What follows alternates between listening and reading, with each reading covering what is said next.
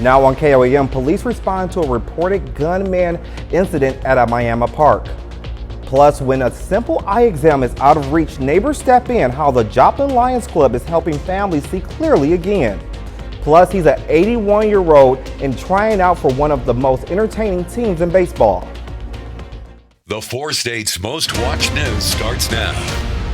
An 18-year-old is under arrest after police say he pointed a handgun at someone inside a Miami park. This is KOAM News. I'm Blake Gully. According to the Miami, Oklahoma Police Department, officers were called to the Miami Splash Pad Park just before 10 p.m. Friday. After a reported altercation, the caller told dispatch a man wearing a red hoodie pointed a silver and black handgun at them before running off. The responding officers located a suspect several blocks away and identified him as an 18-year-old. Police say he was taken into custody without incident and a firearm was recovered at the time of his arrest. The case has now been forwarded to the Ottawa County District Attorney's Office for review and possible prosecution. Clearer vision is in sight for some Southwest Missouri residents thanks to a local Lions Club branch. KOAM's Mitch Adams brings us more. When a simple checkup might be out of reach, help from neighbors can mean the world. The Joplin Lions Club and District M6 Lions come together to offer free glasses, eye tests, diabetes screenings, and more to the community. You don't prepare for these missions other than you're going to serve other people. Everyone is different. Every mission has been different along the way. Organizers say that this event is rewarding for all parties involved, especially the volunteers who see the effects on the people they're helping. Seeing the outcome, watching the individuals that come through the door that aren't able to see the world the same way that others are, and to see them walk back out the door with something as simple as a pair of recycled eyeglasses that other Lions have and individuals have given back to. Melissa Washburn, a director from Lions Club International, traveled to Missouri from New Mexico for the event. She says that the Lions' main mission is to support communities and bring eye health to the forefront. We can do it and we can provide it, we're going to, because that's what Lions do. We are humanitarians, philanthropists. We just give from our heart. We give our time for free and nobody gets paid. I mean, we just love it. We love it. In Joplin, Mitch Adams, KOAM News.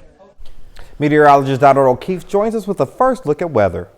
Well, it's a rainy day out there today, and temperatures are on the cooler side. Taking a look at our almanac, we got up to 57 degrees today. Our average is 54, so that means we're about 3 degrees above average. So right around that average. Like I said, it is a bit rainy, and we're going to see that rain continue tonight as well. We're going to drop down to 40 degrees. Those showers are going to be ending right around the 2 a.m. hour. Like I said, it's going to be cool. We can still see some wind gusts up to 20 miles an hour tonight as well. So let's take a look at that rain. This is at 2 a.m. Monday morning. That's going to start pushing off to the east. You're going to be waking up Monday morning to the upper 30s and lower 40s. Then as we get into Monday, temperatures look to rebound back to the upper 50s, lower 60s. We are tracking the possibility of some severe weather this upcoming week. That's why we're going to have a possible alert day for both Wednesday and Friday across the 4 states. And I'll break that all down in my full forecast coming up.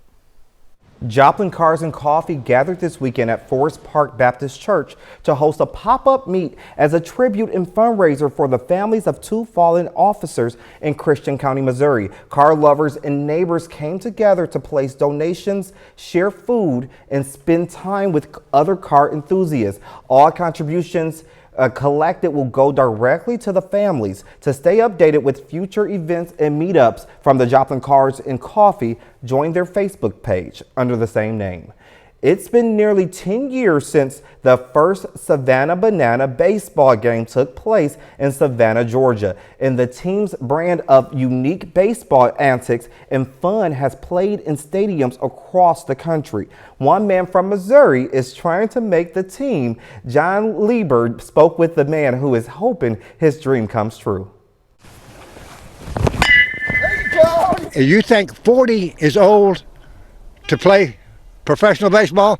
How about 81? Rob Harrelson loves the Savannah Bananas. You can watch baseball and fall asleep on the couch, but you don't fall asleep with the Bananas playing. Now Harrelson is showing off his skills to try and play for the Bananas. And I hit the ball, and then I jump on that bike, and I take off, and I ride to first base. He's crafty in the field too, fielding a ground ball between his legs. Harrelson has coached baseball in Gravois Mills for over 30 years.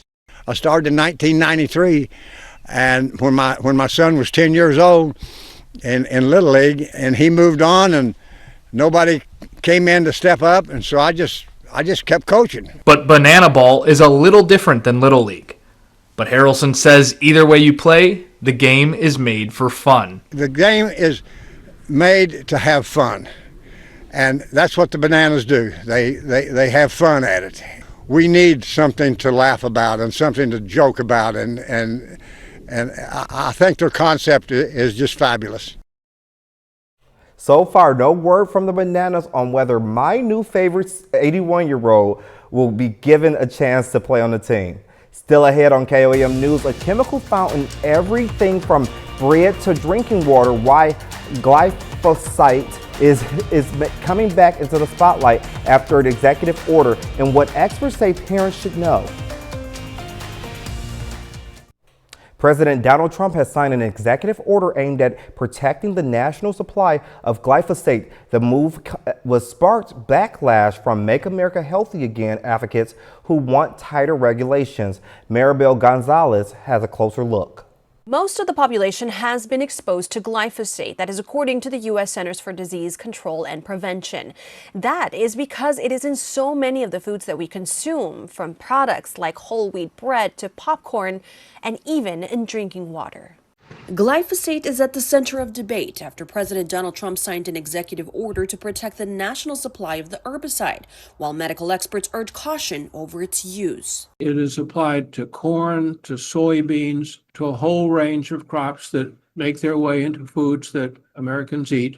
Dr. Philip Landrigan is a pediatrician and a professor at Boston College. He says children can be the most vulnerable. Glyphosate is a known hazard to public health, and as a pediatrician, it really concerns me to see this chemical coming through in foods like corn that make their way into breakfast cereals.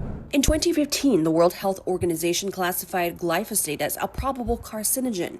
The U.S. Environmental Protection Agency and the European Union's Food Safety Authority have not found a link to cancer.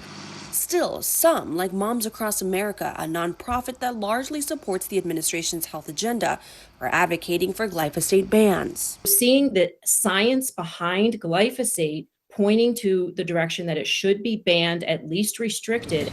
Experts say you can limit exposure, both in the foods you eat. People who eat a mainly organic diet have 90% lower levels of pesticide chemicals in their bodies.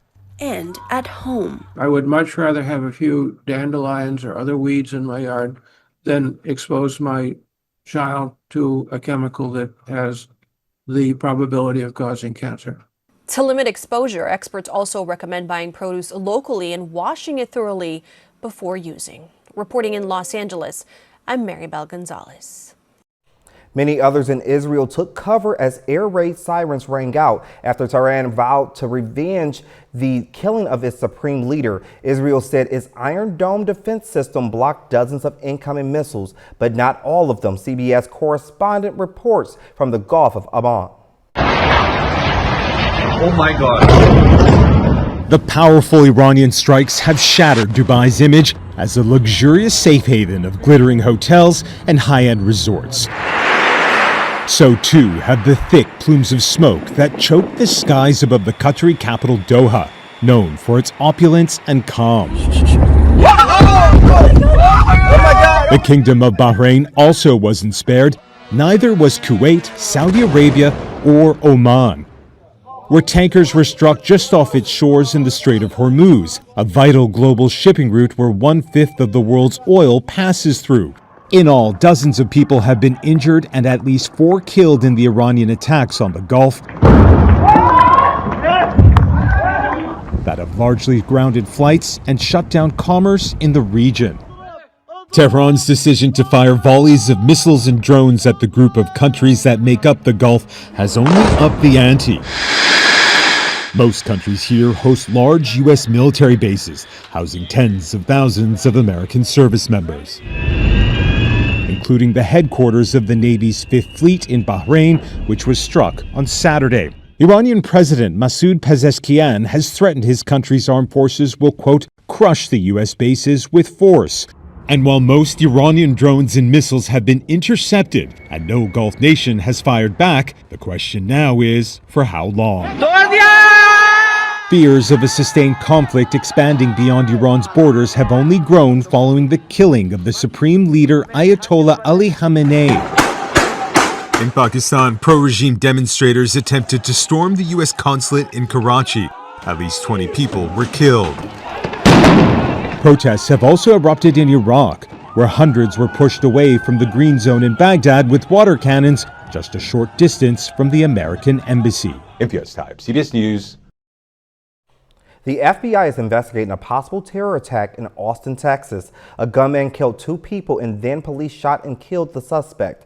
Later, officials searched his home, finding an Iranian flag and pictures of Iranian leaders. CBS's Jason Allen is in Austin with the latest details.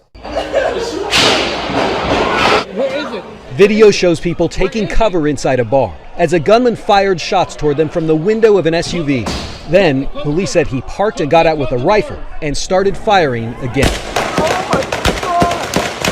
Within less than a minute, 3 police officers patrolling the busy entertainment district shot and killed the gunman. Paramedics immediately started trying to save the lives of the 19 people shot. 2 of them died. 3 more were in critical condition. Sources identified the shooter to CBS News as Ndiaga Diagne, a naturalized U.S. citizen originally from Senegal. There were indicators that on the subject and in his vehicle that indicate potential nexus to terrorism. The gunman was wearing a sweatshirt that said "Property of Allah" and had a Quran in his vehicle. Investigators searching his home north of Austin found an Iranian flag and pictures of Iranian leaders, according to officials close to the investigation. This is what keeps the intelligence community up at night. Not people directly associated with terrorist groups, but people who become inspired because of things that are happening in the world. Jason Allen. Later, from screaming fans to record-breaking box office numbers, we're breaking down the biggest hits in theaters this weekend. And severe weather season is upon us. There's a chance we could see our first severe storms this week. I'll have those details coming up. Here's your Skywatch weather forecast from the trusted Roper Kia Weather Center. Well, it's a rainy one out there, and that rain's going to continue over the next couple of days as well. We are also tracking some possible severe storms this week as well as we start to push into severe weather season. So that means we do have a possible alert day for both Wednesday and Friday across the 4 states. I mean, we're watching for possible severe thunderstorms as well. Let's talk about that right now. This is our upper level flow, and this is what's going to be showing us what's going to be happening over for those severe weather days. So this is Wednesday. You can see a little kink there in the upper level lows there. That is going to bring in just enough energy Tuesday night into Wednesday morning that could fuel some storms on Wednesday morning as well. And that's going to start pushing off to the east. Now we're watching another system slowly making its way into the area by Friday. That's going to bring in enough moisture, which is also going to cause that lift and also instability in the atmosphere. That's going to be fuel needed for possible severe storms as we get into Friday as well. So we're going to keep an eye on that over the next couple of days to see how that turns out. But let's take a closer look at that right now. So this is our future track on Wednesday. Rain's going to start pushing in. This is when we're going to start to see possibly some strong to severe storms early Wednesday morning. So we're going to keep an eye on that. As we get into Wednesday night, though, that's going to push off to the east. We're going to dry out on Thursday. Temperatures are going to be back into about the mid to upper 60s, pushing 70s. As we get into Thursday night, here's that second storm system that's going to start pushing in as well. We're going to possibly see some strong to severe storms Friday morning. Then there's going to be a little bit of a lull as we get to Friday afternoon. But then as we get into Friday evening, there's our second wave of possibly strong to severe storms as well. And that's why we're going to have that alert day for both Wednesday and Friday. And also, it is going to be a rainy one. We can see decent amount, actually a pretty good amount of rain over the next 7 days. This is from Monday through next Sunday. We can see areas getting up to an inch to close close to 3 inches of rain. But still, it's a bit out, but we're going to keep an eye on that to see how that helps our drought conditions across the region. Taking a look outside at Indigo Sky Casino and Resort Camps, it is still raining out there. That rain will continue through the overnight into the early parts of tomorrow morning. We're going to drop down to 40 degrees tonight. Those showers should be ending about 2 a.m. and it can still be a bit breezy out there. We can see wind gusts 20 miles an hour tonight through tomorrow morning. As we get into tomorrow morning, though, this is tomorrow at 2 a.m. Those showers are going to continue to push off east. By morning, 7 a.m., temperatures right around the upper 30s, lower 40s across the region. Cloudy skies all of Monday. Temperatures getting into the low 60s for the area. As we get into Monday night, Tuesday morning, just a few more showers pushing through mostly to the north on Tuesday morning. Temperatures are going to be in the low to mid 50s, even close to 60 on Tuesday morning. Now we're going to see temperatures by Tuesday afternoon get into the mid to upper 70s before that system comes in on Wednesday morning. There's that system pushing in Wednesday morning, possibly, like I said, even some strong to severe storms. Taking a look at tomorrow, though, cloudy skies through the day, a high of 61 degrees for our Monday. Tomorrow night getting down to 52 degrees, and like I said, those showers are possible. And as we get over the next 7 to 10 days, like I said, Wednesday we can see that possible alert day with that strong to severe storms, and then we're going to continuously see rain over basically the next week. And then, like I said, Friday we could also see a possible alert day as well. So it is now meteorological spring as of today, and we're getting into severe storm season. So we're going to start seeing this pattern more frequently, along with more rain, which is what we need. Yes, we need that rain, and I need to make sure I pack that umbrella daily. Definitely. Thanks, Donald. Next, Pitt State baseball looks to continue its dominance. And the Lions and Gorillas compete in the track and field championships. Zach Patrick has those stories and more coming up next in sports.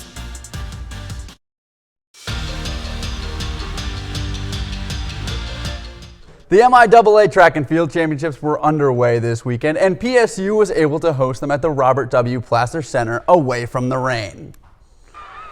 We start in the men's 1 mile run. Pitt State's Dylan Sprecher is the first across the finish line in the second heat, which earned him the gold medal. He clocked in with a time of 4 minutes, 10 seconds, and 9 milliseconds.